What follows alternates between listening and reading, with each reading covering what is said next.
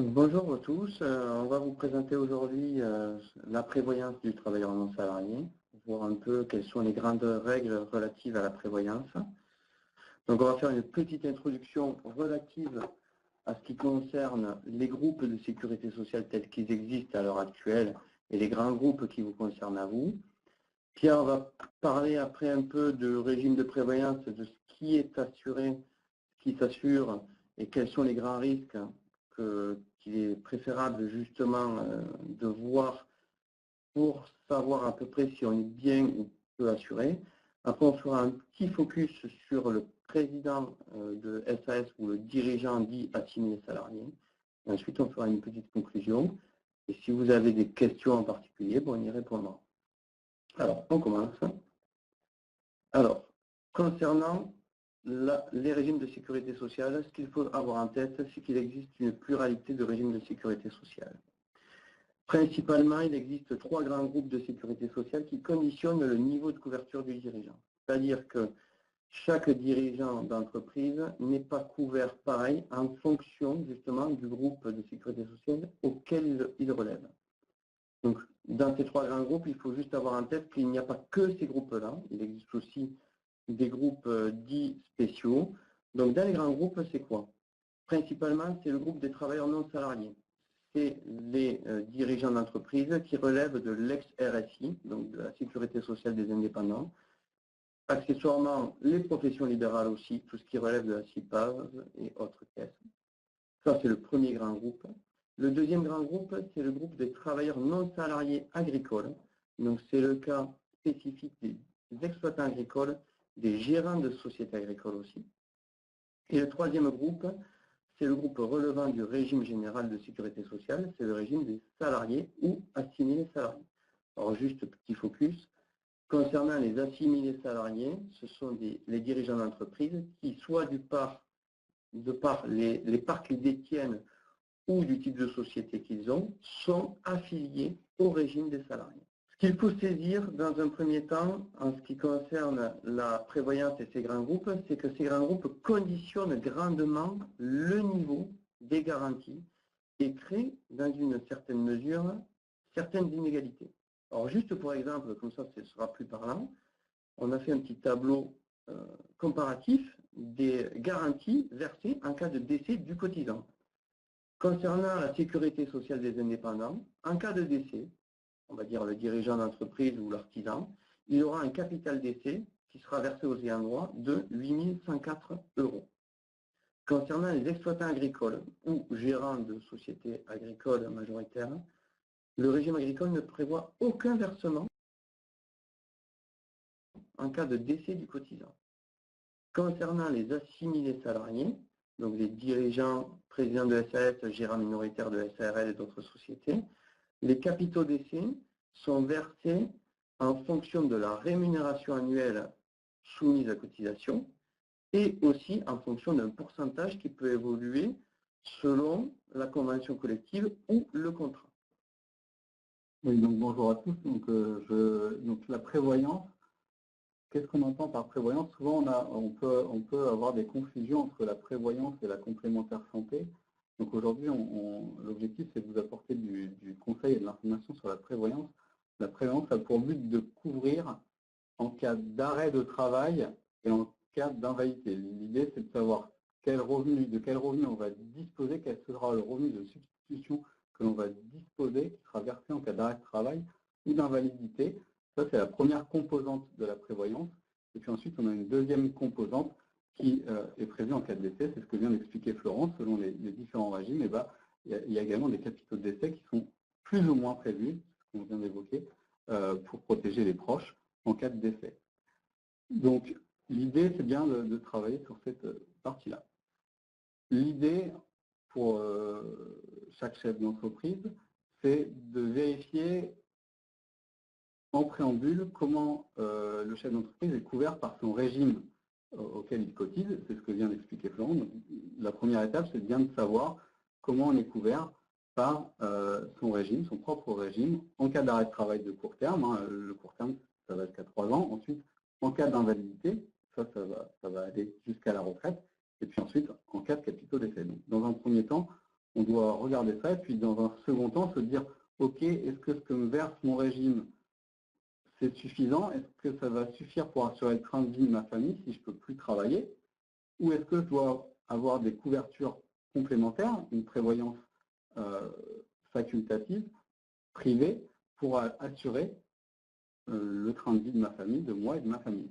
Et puis en cas de décès, pareil, de la même façon, on doit savoir, en cas de décès, est-ce qu'il y a besoin de prévoir un capital pour le conjoint survivant? Est-ce qu'il y a besoin de prévoir une rente pour les enfants si les enfants sont jeunes? Voilà, tout ça, ce sont des choses auxquelles il faut penser pour assurer les fondations de votre gestion de patrimoine, grosso modo.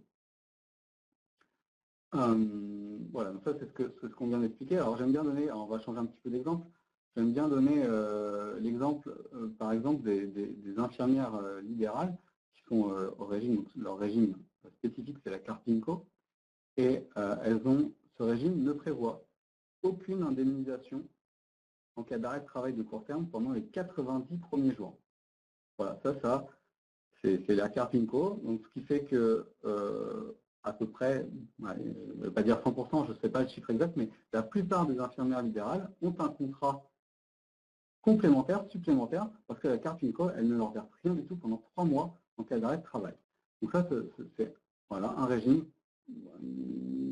une spécificité de ce régime. Je peux citer un autre exemple que l'on évoquait tout à l'heure, qui est le cas des exploitants agricoles. Les exploitants agricoles, ils ont, donc la MSA, les couvre sur 21 ou 28 euros par jour en cas d'arrêt de travail, donc ce qui fait 5, 600 euros à peu près. Et par contre, alors ce qui est déjà peu, et en cas d'invalidité, les exploitants agricoles ne sont couverts qu'entre, selon la situation de famille, entre 3 et 4 000 euros par an, et ce jusqu'à la retraite. Donc à peine 300 euros par mois jusqu'à la retraite en cas d'invalidité pour les exploitants agricoles. Donc voilà, donc ça c'est vraiment important d'aller vérifier, ces points sur le régime général pour ensuite pouvoir couvrir des garanties complémentaires. Alors le point à noter également sur cette partie-là, c'est que, sauf exception, et je reviendrai après sur l'exception, mais ces contrats supplémentaires donc de droit privé que vous pouvez mettre en place avec n'importe quel assureur rentrent dans le cadre de la loi Madelin, ce qui veut tout simplement dire que les cotisations que vous allez payer pour vous couvrir vont pouvoir être passées en charge en comptabilité, et donc ça allège un petit peu le coût de cette protection. Alors j'y mets tout de suite une exception, c'est important de le préciser, les exploitants agricoles n'ont pas cette faculté de déduire les cotisations payées au titre de ces contrats supplémentaires en comptabilité. C'est une exception à noter. Voilà. Donc, ensuite, sur cette partie-là, il faut voilà, de temps en temps faire un point sur l'ensemble des contrats que vous pouvez avoir souscrits par le passé avec des banquiers, des assureurs. Il y a un risque d'avoir pas mal de petits contrats qui se cumulent. Alors, vous pouvez avoir des contrats accidents de la vie quand vous avez des enfants assez jeunes, pouvoir souscrire des assurances dépendance, des petits contrats de capitaux complémentaires, des décès complémentaires. On se retrouve des fois avec des petits contrats comme ça où ça vous couvre 10, 15, 20 000 euros de capitaux complémentaires. Et là, il y a un risque parce qu'au final, on ne s'y retrouve pas. C'est beaucoup de documents. Alors, on voit les cotisations, ça, on voit les cotisations aux édites, enfin, le tarif passé, mais on ne se rend pas compte comment on est couvert parce qu'on a accumulé pas mal de petits contrats. Ça, c'est important de temps en temps de se poser, de faire un point et de refaire le point sur ces différents contrats. Il y a des contrats qui n'ont plus d'intérêt. Les contrats accidents de la vie, typiquement, ça n'a d'intérêt vraiment que quand les enfants sont mineurs, ça en a nettement moins après. On voit aussi des contrats de prévoyance, tout simplement, où vous avez au départ prévu des capitaux de rente, ou des rentes pour l'éducation des enfants, et on se rend compte que les enfants sont majeurs et ne sont plus en études. Voilà, donc ça, l'objectif, c'est de faire un point, voilà, de faire un point sur vos contrats en place. Ça, c'est important pour pouvoir justement vérifier le niveau de protection que vous avez et si c'est bien en cohérence avec vos besoins réels. Voilà, ça c'est important de faire le point sur ces petits contrats. Voilà, et donc pour revenir un petit peu plus en détail sur les 3 principaux points de la prévoyance. Donc la prévoyance, elle va avoir vocation, donc vous allez avoir votre régime général qui va vous couvrir, et ensuite, vous allez avoir un contrat de prévoyance de droit privé complémentaire, où l'objectif, ce sera de vous couvrir par rapport à votre train de vie, par rapport à vos réels besoins, sur les 3 points principaux, c'est-à-dire 1, les indemnités journalières, l'arrêt de travail de court terme, vous cassez un poignet, un bras, une jambe, une cheville, voilà. Généralement, les indemnités journalières débutent après une période de franchise, je vais y revenir juste après, et puis ça dure pendant 3 ans. Donc, voilà. Donc là, le point clé, c'est la franchise. Selon les régimes, encore une fois, je vous disais tout à l'heure, les infirmières libérales ont 90 jours de franchise, c'est un cas spécifique, mais vous allez avoir d'autres régimes qui vont prévoir de différents types de franchises. Et puis pareil, avec les assureurs, les contrats complémentaires que vous allez mettre en place, ça va être le point déterminant qui va fixer le prix de votre couverture, parce qu'évidemment, si vous souhaitez être indemnisé très rapidement en cas d'accident, par exemple 7 jours, là, ça va forcément coûter beaucoup plus cher que si vous avez une franchise de 30 jours, 60 jours, les assureurs peuvent aller jusqu'à 90 jours de franchise. Donc ça, c'est le point déterminant qui va faire varier le prix de la prévoyance et qui permet également voilà, un des principaux freins que l'on peut entendre du chef d'entreprise pour se couvrir en termes de prévoyance, c'est le coût que ça peut avoir. Le coût, on peut le faire varier avec une franchise plus ou moins longue pour aller des fois chercher un coût moins important, mais une protection importante en termes de montant. L'objectif, ce n'est pas d'avoir une franchise courte, être indemnisé dès le 3e jour, mais sur des montants plus faibles, c'est bien de couvrir le risque plus long, l'arrêt de travail de long terme, et surtout, et je vais venir sur le second point, l'invalidité. Peu importe qu'on puisse avoir une franchise un petit peu longue, 30 jours, 60 jours, le but c'est surtout de couvrir le risque grave, l'invalidité, et d'avoir des revenus jusqu'à la retraite passée sa période de franchise. Donc ça, c'est important de le noter, c'est ça qui va faire principalement varier le tarif et sur lequel on peut agir en changeant un petit peu le contrat. Voilà sur la partie arrêt de travail de court terme. L'objectif principal de la prévoyance est bien le risque grave, donc l'invalidité. Là, c'est le risque lourd. Vous ne pouvez plus travailler. Vous avez un problème de santé qui vous empêche de travailler. Là, l'invalidité, c'est la rente qui va vous être versée, et ce, jusqu'à la retraite. Donc c'est ça, dans la protection de vos proches, de vous, de vos proches et de votre famille, c'est vraiment l'invalidité qui est importante de vérifier. C'est bien d'avoir des indemnités journalières en cas d'arrêt de travail.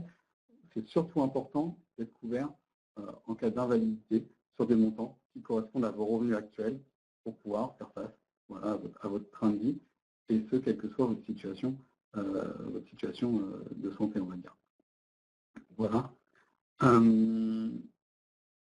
Et ensuite, le 3e point, ce sont les capitaux d'effet qui peuvent être prévus dans ce type de contrat.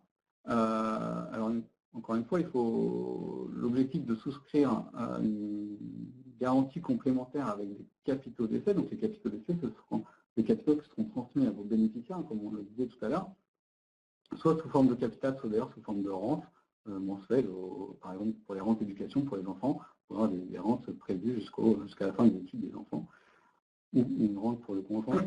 Là, l'objectif, c'est encore une fois de réfléchir à ce dont on peut avoir besoin en termes de capitaux d'effet. Il n'y a pas une nécessité, est-ce que vous avez besoin de 50 000 euros, de 100 000 euros, de 200 000 euros de capitaux d'effet? Pourquoi un tel montant? Ce n'est pas l'assureur qui doit choisir pour vous le montant des capitaux d'effet, c'est bien vous qui devez réfléchir à quoi ils peuvent servir. Évidemment, la rente éducation, c'est un cas simple et tout le monde comprend l'intérêt d'avoir une rente éducation s'il vous arrive quelque chose pour vos enfants.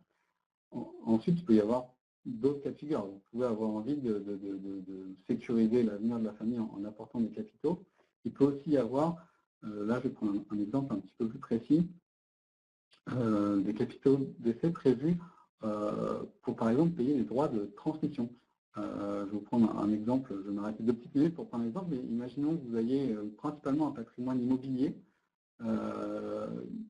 et puis vous avez 2 enfants, mariés, 2 enfants, vous avez votre patrimoine qui est composé à 90-95% d'immobilier. Alors c'est pas tellement, de manière, en tant que conseiller en gestion de patrimoine, ce ne serait pas forcément le conseil qu'on vous donnerait, mais c'est un cas qu'on peut rencontrer assez souvent.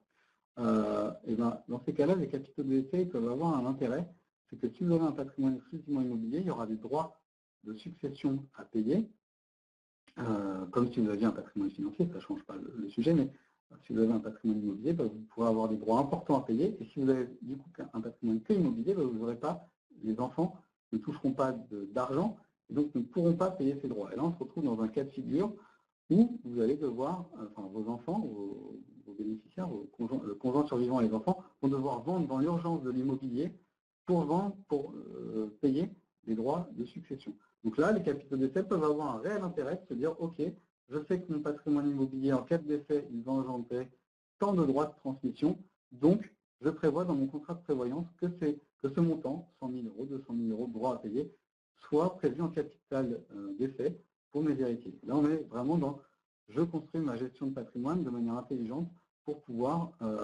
faire face à toute situation sur cette partie-là. Voilà, là, c'était un exemple sur cette partie-là. Voilà. Donc, la démarche que vous devez faire, c'est bien d'analyser les garanties et le coût de votre protection actuelle, de vérifier l'adéquation avec vos besoins. Ça, c'est important. Des fois, on a mis en place ce contrat. Ça, c'est un autre cas que l'on voit assez souvent. On a mis le contrat en place au début de l'activité sur des montants de revenus qui, du coup, étaient faibles au début de l'activité. Puis, on a oublié de revoir ce contrat. Et donc, on se retrouve avec une couverture qui ne correspond pas aux revenus actuels, mais qui sont beaucoup plus faibles. Donc, là aussi, c'est important. Alors, le contrat de prévoyance, vous ne le reverrez pas tous les ans. Ce n'est pas un objectif de revoir ce contrat chaque année, parce que vous ne le ferez pas. C'est l'idée de faire un point une fois tous les 3, 4, 5 ans sur son contrat de prévoyance. J'ajoute à ce moment-là également que ce sont des contrats selon les assureurs, et encore une fois là, selon avec quel assureur vous travaillez, vous allez avoir des contrats qui vont fortement évoluer en fonction de votre âge. Donc, dès que vous passez une tranche d'âge, 35, 40, 45 ans, etc., donc, ce sont des contrats qui dérivent très vite au niveau tarifaire. Alors, vous avez d'autres assureurs qui parfois sont un petit peu plus chers quand vous êtes plus jeune, mais qui vous garantissent un âge à l'adhésion, un tarif à l'adhésion, à l'âge de l'adhésion. Donc voilà, encore une fois, là, il faut se faire accompagner par des professionnels, hein, et nous sommes là pour vous accompagner dans cette démarche-là, pour pouvoir vous apporter du conseil sur l'analyse de ces contrats en place.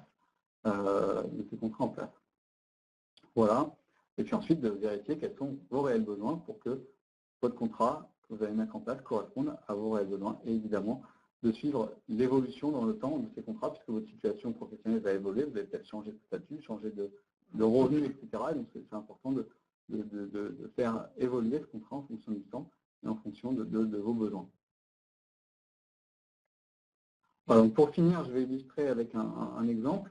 Alors, je ne sais pas s'il y a des kinés parmi les participants, mais c'est valable pour la plupart des professions de santé.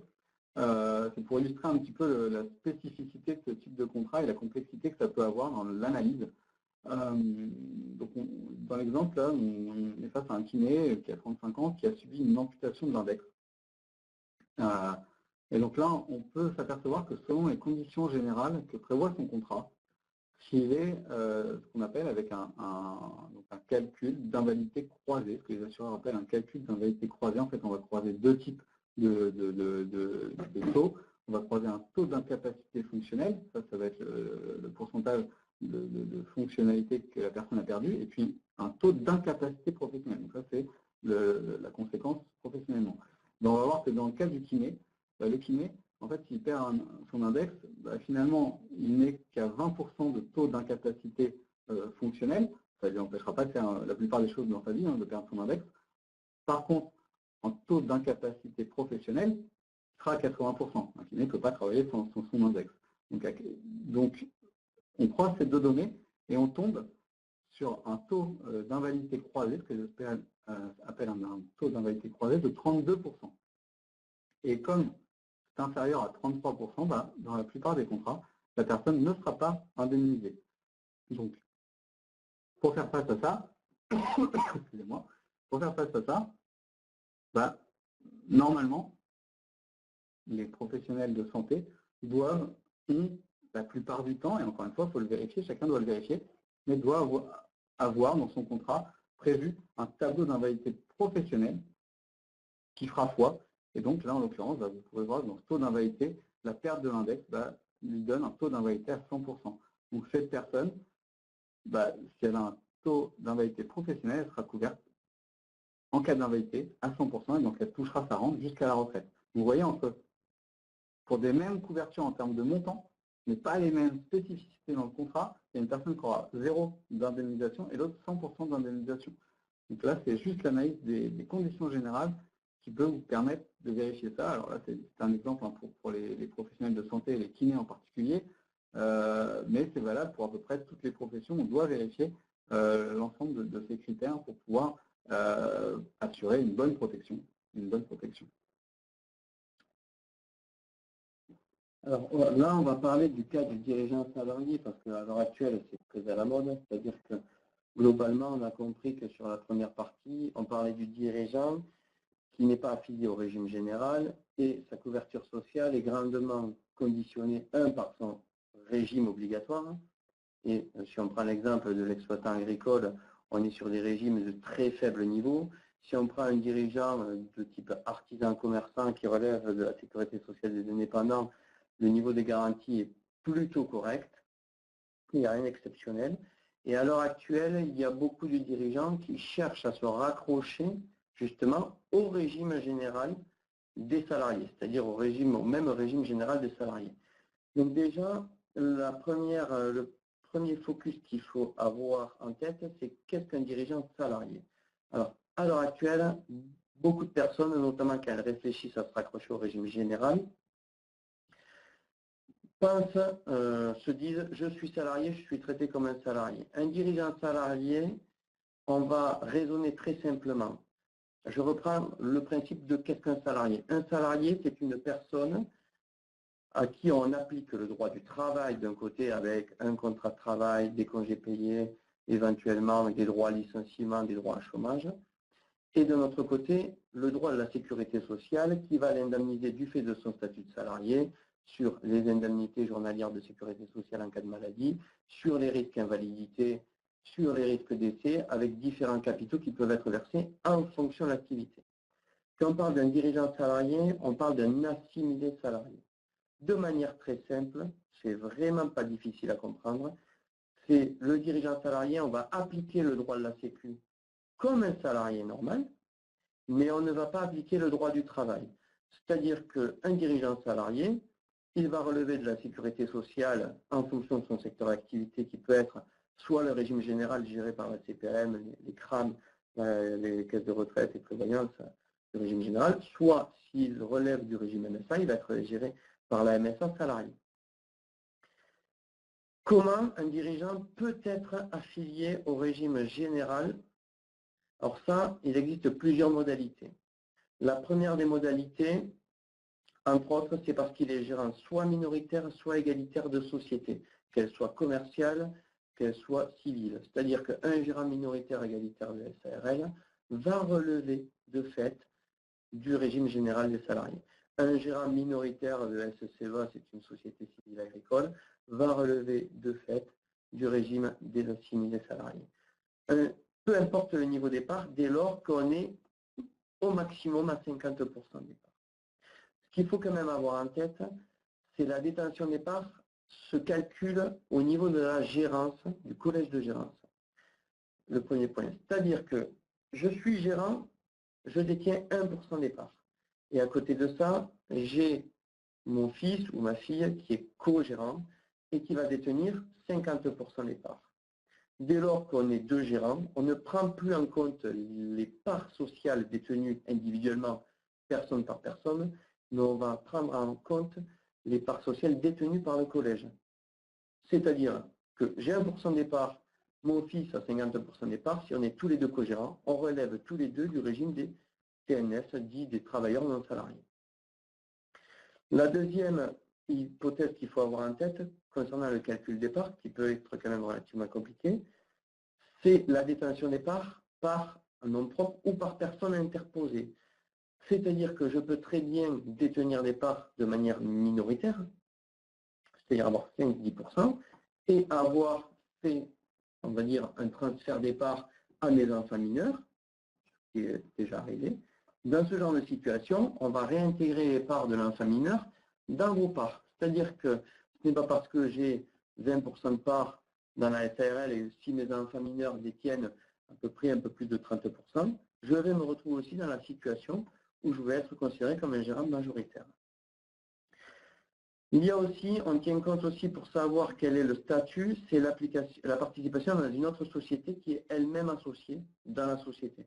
Je détiens une société à 100%, qui elle-même détient 50% des parts, on va dire, de ma deuxième société. Donc globalement, je détiens 25% des parts, puisque 50% et 100% des parts.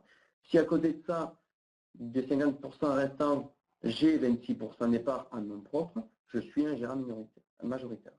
Ce qu'il faut avoir en tête, sur ce premier exemple du gérant minoritaire ou égalitaire, c'est que le statut peut être amené à évoluer et il existe une certaine, on va dire, un certain point qui pose des soucis, c'est-à-dire que je peux très bien réfléchir à être un gérant minoritaire et me retrouver dans une situation où du jour au lendemain, je suis contraint de racheter les parts d'un de mes associés ou du conjoint parce que je divorce et me retrouver dans un cas de gérant majoritaire, c'est-à-dire avec un changement de statut.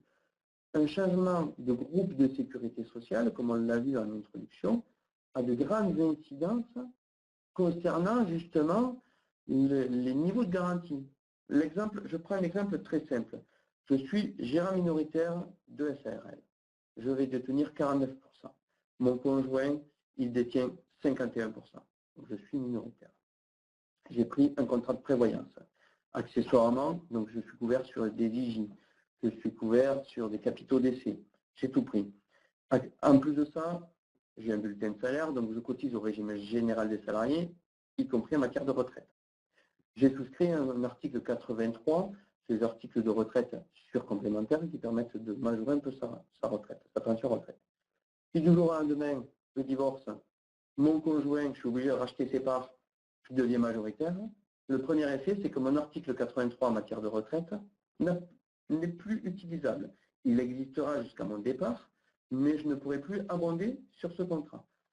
Mon régime de prévoyance que j'ai souscrit sur un niveau qui était un niveau d'assimilé salarié, j'ai de grandes chances de devoir à nouveau le réviser pour deux raisons. Soit parce que l'assureur a d'ores et déjà prévu que c'était lié à mon statut d'assimilé salarié, soit parce que il va falloir peut-être que je complète mes niveaux de garantie, parce qu'entre être au régime général des salariés et être au régime des travailleurs non salariés, les niveaux de garantie ne sont pas les mêmes.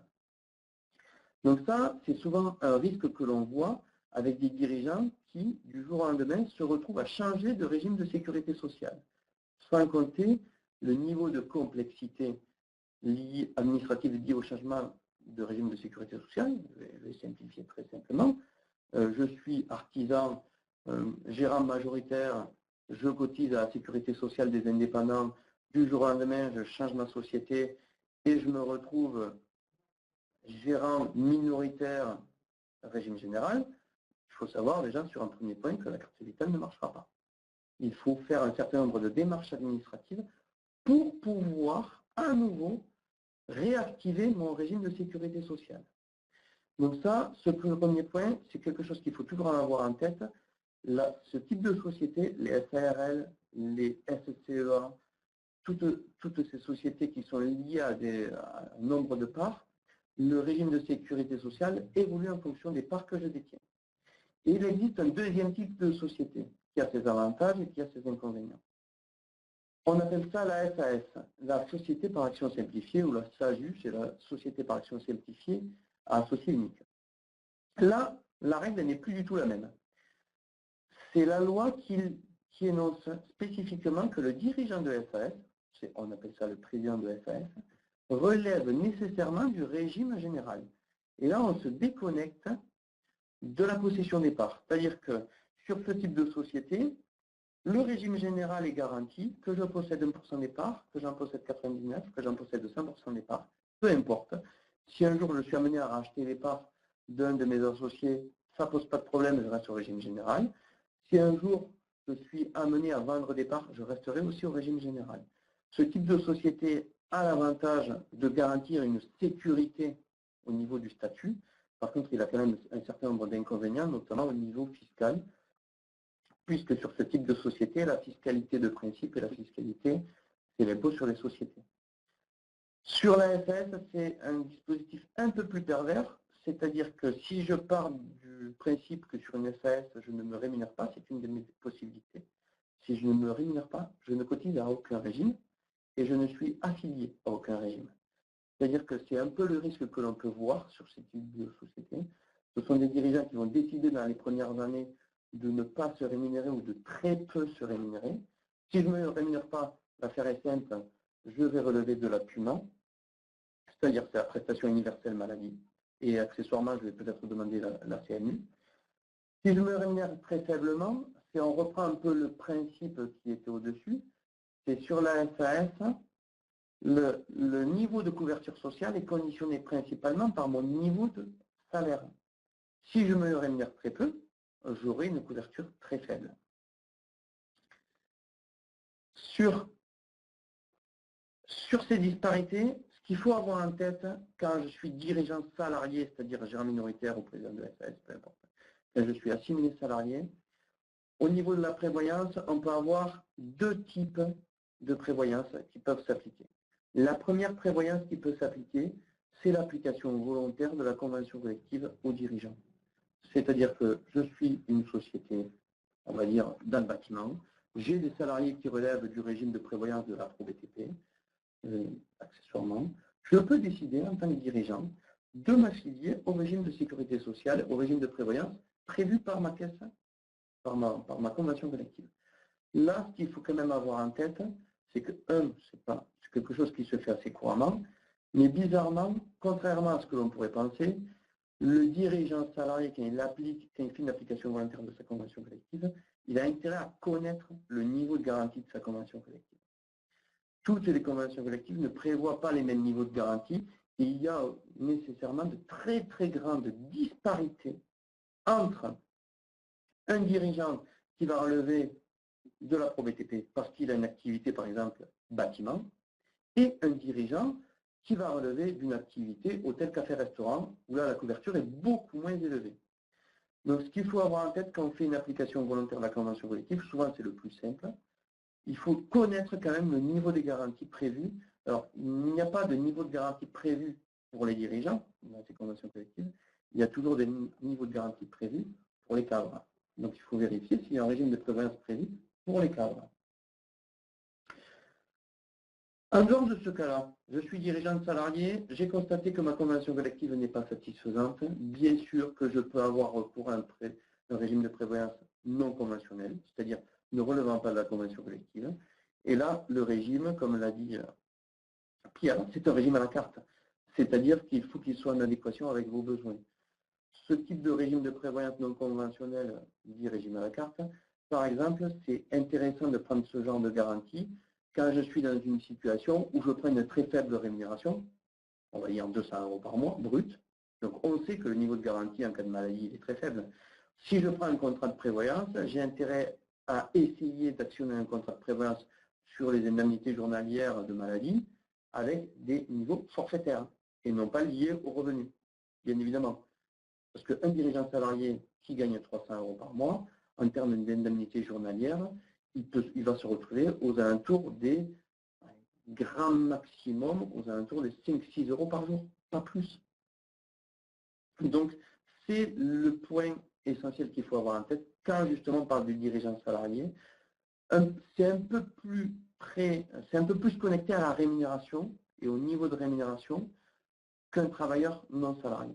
Et ça, il faut l'avoir en tête. Je prends un peu le cas un peu particulier du régime agricole, bien évidemment.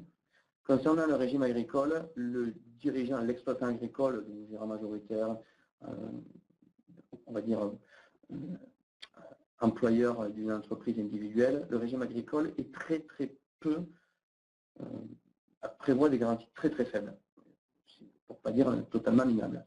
Entre les indemnités journalières qui sont de 21 € par jour pendant 28 jours et après 28 €, entre des capitaux d'essai qui n'existent pas, entre une assurance invalidité où sur les invalidités de moins de 33%, il y a 0 €, Sur les catégories 2, ce sont des invalidités de niveau intermédiaire. On est entre 3 et 400 € par mois. Beaucoup de dirigeants cherchent justement dans le régime agricole à se raccrocher au statut de dirigeant salarié. Contrairement au régime des TNS, où on peut le voir, par exemple, souvent la question se pose au niveau de la retraite. Un travailleur non salarié qui relève du régime de sécurité sociale des indépendants, un artisan, un commerçant, une profession libérale, par rapport à un salarié, globalement, en matière de retraite, ça va être à peu près pareil. Les règles sont à peu près les mêmes. La grande différence, c'est l'exploitant agricole, où en matière de retraite, ce n'est pas le cas, on n'évoquera pas vraiment aujourd'hui, mais en matière de retraite, le calcul de la retraite, en ce qui concerne les exploitants agricoles, ce sont des calculs de retraite dits forfaitaires. Donc, avec des niveaux de garantie encore plus faibles que n'importe quel régime qui existe à l'heure actuelle. Donc, souvent, le choix, c'est de partir sur du dirigeant salarié, et notamment dans l'agricole, c'est parfois un peu plus facilement, c'est plus facile de dire que c'est plus intéressant nécessairement. Pourquoi? Parce que sur un niveau salarié, avec un niveau de revenu intermédiaire, c'est-à-dire entre 1000 et 1500 €, rapidement, je vais me retrouver avec un régime de sécurité sociale plus performant que si j'étais exploitant, avec des capitaux d'essai qui ne seront pas non plus fabuleux, et ce sera moins pire que de ne rien avoir, et avec une retraite qui sera calculée conformément au régime général et non pas conformément au régime des exploitants agricoles. Sur le TNS, l'analyse doit être beaucoup plus fine parce que justement, chaque régime a ses avantages et inconvénients, alors que sur l'exploitant agricole, le régime a plus d'inconvénients que d'avantages dans ce genre de situation. Sur le principe de base, je reprends sur le principe de base, pour l'application volontaire des garanties de la convention collective, il ne faut pas oublier que c'est toujours la rémunération brute qui conditionne le niveau des garanties et le niveau des prestations. Ça, c'est la base de tout. C'est-à-dire que si je ne choisis pas, quand je suis dirigeant salarié, une rémunération décente et correcte, c'est-à-dire une rémunération plutôt proche de ce qui se pratique à l'heure actuelle, le niveau de mes garanties sera peut-être dans certains cas plus faible qu'un régime de travailleurs non salariés qui ne raisonne pas nécessairement sur un niveau de revenu.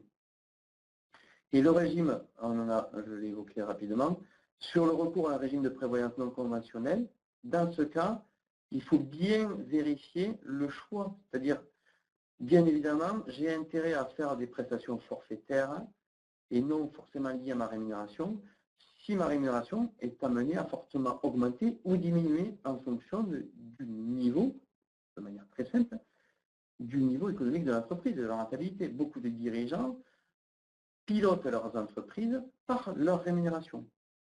Je fais des bénéfices, j'augmente ma rémunération. Je ne fais pas de bénéfices ou je suis en perte, je baisse ma rémunération. Dans ce genre de situation, on a quand même intérêt à avoir un régime de prévoyance qui prévoit des indemnités forfaitaires pour être couvert, parce qu'il ne faut pas oublier que les indemnités, tout ce qui est prévoyance, est lié à une rémunération, mais ce n'est pas lié nécessairement à la dernière des rémunérations. C'est lié souvent à une moyenne de rémunération qui peut être sur 3 mois, sur 12 mois, voire sur 1 mois. Alors ça, ce sont des cas spécifiques liés à l'accident de travail. Donc c'est quelque chose qu'il faut bien intégrer là-dessus. Dans beaucoup de situations, on pense être bien couvert, et c'est vrai qu'avec Pierre, on a parlé au tout début, quand on pose la question aux dirigeants, quand on vous pose la question en vous disant « Est-ce que vous avez une bonne prévoyance ?» La question qui se pose, toujours, et la réponse, c'est quoi? C'est « Oui, j'ai une bonne mutuelle ». La mutuelle, ce n'est pas de la prévoyance. La prévoyance ne couvre que ces 3 grands risques, la maladie de longue durée, l'invalidité et le décès. C'est là-dessus que vous avez besoin d'être souvent accompagné, parce qu'on est dans la jungle des contrats, bien évidemment, commerciaux, on est dans la jungle d'une technicité liée à des conventions collectives où on parle en pourcentage de rémunération, ou dans certains cas d'options de mensualisation et d'autres points comme ça. Mais c'est ça qu'il faut bien, s'il y a quelque chose à bien saisir aujourd'hui, c'est la prévoyance, c'est la maladie, le décès, l'invalidité. Le reste, ce n'est pas de la prévoyance. Voilà, et pour finir, on pourrait éventuellement aller un petit peu plus loin. La prévoyance, ça peut couvrir un petit peu d'autres thèmes, Alors, je vais prendre quelques exemples. Alors, le but, c'est pas d'aller loin dans les exemples, c'est juste de vous donner quelques éléments complémentaires qui peuvent permettre au chef d'entreprise de couvrir sa société, la pérennité de la société souvent. Alors, il peut y avoir la protection de l'homme clé. La protection homme clé, c'est que vous avez au sein de votre entreprise quelqu'un qui a un savoir-faire unique sans qui l'entreprise ne tournerait pas. Donc là, vous pouvez vous protéger contre justement la maladie, l'invalidité, l'arrêt de travail de cette personne avec un contrat de protection homme clé. Le but, évidemment, ça ne remplacera pas forcément la personne, mais ça vous donnera une indemnisation pour pouvoir embaucher quelqu'un qui a les mêmes compétences clés pour l'entreprise. Donc ça, c'est de protéger un salarié qui a une compétence particulière. Ensuite, vous avez la protection des associés, ce qu'on appelle souvent la protection croisée des associés. Vous êtes deux associés, ou plus, mais on va faire simple, deux associés de familles différentes, ou associés pour créer une structure. La protection entre associés, ça peut permettre, la protection croisée entre associés, ça peut permettre, en cas de décès de l'un ou de l'autre, de laisser la possibilité à l'autre associé de racheter les parts de l'associé décédé. L'idée étant de ne pas d'avoir la possibilité de poursuivre l'activité professionnelle en ayant une somme d'argent. La protection de cette prévoyance-là permettra d'avoir une somme d'argent pour pouvoir racheter des parts et pour pouvoir perdurer l'exploitation, si on n'a pas l'argent nécessaire. Hein. On peut également prévoir des protections en termes de frais généraux permanents. Là, le but, ça va être de couvrir les frais générés par l'entreprise.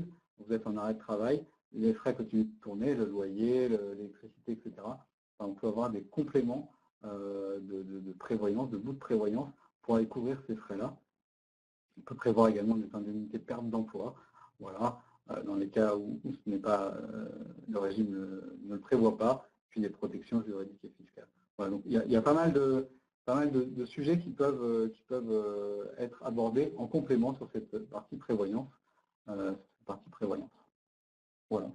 Donc, je vais répondre à la question de M. Albiac concernant la SCEA, puisqu'il détient un certain nombre de parts, et sur le cas spécifique de la SCEA, chez les entreprises agricoles, le gérant minoritaire peut être raccroché au régime des exploitants agricoles. À mon sens, le fait que, dans la situation telle qu'il est, non marié sans enfant, la question peut vraiment se poser concernant justement l'utilité ou pas d'être couvert par le régime général, puisqu'en étant gérant minoritaire de SCEA, il pourrait, sur option, décider de partir sur un régime général. Alors pour deux raisons. C'est non plus sur la prévoyance des proches se raccrocher au régime général, mais ce serait plutôt se raccrocher au régime général pour se couvrir, notamment en cas de maladie. C'est-à-dire que quand on est sans enfant, sans conjoint et sans forcément de revenus complémentaires, bien évidemment qu'en cas de soucis de santé, et pas la peine d'avoir une maladie grave qui va durer 3 ans, hein, il suffit juste d'avoir une bonne petite grippe carabinée et on en a pas vite pour un mois, il est peut-être pas inintéressant que vous vous raccrochiez au régime général. Par contre, ce qu'il faut avoir en tête, c'est que lorsque l'on change de régime de sécurité sociale, avant de pouvoir bénéficier des niveaux de garantie prévus par le régime, il faut avoir cotisé un certain niveau. Alors, je vous donne un exemple très simple, puisque c'est l'exemple relatif au régime général. Concernant le régime général, si M. Albiac décide de revenir au régime salarié, de rentrer dans le régime salarié, le régime général, il faut savoir que pour les arrêts de moins de 6 mois de maladie, il faudra qu'il ait cotisé l'équivalent de un peu plus de 1000 SMIC. C'est-à-dire que le SMIC étant à 10,03 €, il va falloir que sa rémunération soit un peu supérieure à plus de 10 000 €. Et dès lors qu'il aura cotisé sur ce montant-là, alors il sera pris en charge par le régime de sécurité sociale au titre des indemnités journalières. Mais bien évidemment que je répète un peu, mais c'est un peu le cas, le régime agricole est tellement peu protecteur que forcément quand on a la possibilité de se raccrocher au régime général, il ne faut surtout pas hésiter. Sur un TNS relevant du RSI, une profession libérale, la question est beaucoup plus complexe. Pour compléter la réponse à cette question, si par contre, pour d'autres raisons juridiques, fiscales, on doit rester TNF et exploitant agricole, et que l'objectif, tel que j'ai compris dans la question, est de couvrir un concubin avec lequel on n'est ni marié ni pacsé, on peut aller chercher un contrat, encore une fois, de droit privé. C'est possible, encore une fois, tout dépendra des objectifs de protection. Est-ce que l'objectif, comme disait Florence, est de se couvrir en cas d'arrêt de travail de court terme? Donc là, pas de problème, on prévoit des indemnités journalières. Le régime général prévoit des sommes faibles, mais on peut avoir, le régime de la MSA prévoit peu, mais on peut prévoir des garanties complémentaires. Si c'est le but de donner une rente ou des capitaux d'essai à une personne avec laquelle on n'est ni marié ni pacsé, ça ne pose pas de problème non plus. Il faut simplement le spécifier. On revient dans des clauses bénéficiaires traditionnelles. On peut désigner qui on veut et protéger qui on veut dans ce type de clause. Simplement, encore une fois, il faut se faire accompagner pour la mise en place de ce type de contrat. Et donc là, auquel cas, on ne changerait pas forcément de régime, mais on pourrait essayer de compenser par un régime de droit privé pour aller protéger soit soi-même, soit le concubin. Voilà. Pour conclure, donc, il y a une question qui arrive. Alors, attendez. La phrase va arriver bientôt. En ce qui concerne les acteurs principaux, parce que c'est ça la question, il n'y a pas, les acteurs principaux ne signifient pas nécessairement que ce soit les mieux positionnés. Ce n'est pas parce qu'il y a des acteurs historiques dans telle ou telle activité que ce sont forcément les acteurs qui garantissent le mieux. C'est bien sûr, ça fait partie de la communication, que ce soit, je prends l'exemple, bon, il y a Groupama, Crédit Agricole, ProBTP, bien évidemment que ce sont des spécialistes du secteur, mais ce n'est pas pour autant qu'ils tiennent compte des spécificités du régime. Donc là, dans ce genre de situation, quand on est sur du contrat, on va dire plutôt lié au statut d'un TNS, c'est-à-dire que je suis TNS pur et dur, je ne réfléchis pas à être salarié, on a intérêt à faire de la comparaison. Donc c'est là où Pierre peut intervenir. Il faut faire la comparaison, il faut trouver le contrat, non pas le plus rentable pour l'assureur, mais il faut trouver le contrat qui vous correspond mieux. Et ce n'est pas nécessairement Groupama ou Crédit Agricole ou d'autres interlocuteurs connus qui les produiront. En fait, pour répondre à la question, tous les assureurs pourront vous couvrir. Voilà, tous les assureurs, quel que soit le type d'assureur. Après, l'objectif, c'est bien de vous accompagner pour comprendre vos besoins et de trouver le contrat adapté et pas l'inverse. Voilà, c'est l'objectif de comprendre vos besoins et de travailler et de trouver le contrat adéquat par rapport à vos besoins. Donc ensuite, pour la petite conclusion, ce qu'il faut savoir, c'est qu'au niveau du CERF France, tous les juristes sont amenés, on peut être amené à vous conseiller sur ces cas-là. Et Pierre de l'entreprise Investo peut aller plus dans le précis concernant les contrats de protection, les garanties que vous souhaitez. Donc n'hésitez pas à nous contacter par mail ou à contacter votre comptable pour qu'on soit mis en relation. Voilà. Très bonne fin de journée. Bon appétit. Bon appétit. Au revoir. À la prochaine.